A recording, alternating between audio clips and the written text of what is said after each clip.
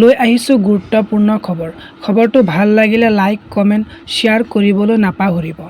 আপোনাৰো মোবাইলত আহিছে নেকি অৰুণোদয় ফালৰ পৰা 1 টকা SMS?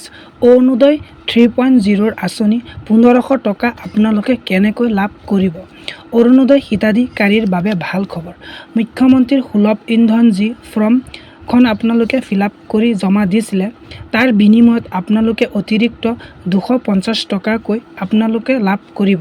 ইতিমধ্যে মানুহৰ একাউণ্টত এনেকুৱা ধৰণৰ SMS দেখিবলৈ পোৱা গৈছে যে 1 টকা এটা অসম চৰকাৰৰ তৰফৰ পৰা আমাৰ বেংক একাউণ্টত ট্ৰান্সফাৰ কৰা হৈছে। কিছুমান মানুহৰ একাউণ্টত 1 টকা SMS আহিছে আৰু কিছুমান মানুহৰ একাউণ্টত SMSটো অহা নাই। যদি আপোনাৰ মোবাইলত 1 টকা SMS আহিছে, তেন্তে ভাল খবৰ যে আপুনি অহা 17 ছেপ্টেম্বৰ তাৰিখে আপোনাৰ বেংক একাউণ্টত 1250 টকা ধনৰাশি সোমাব।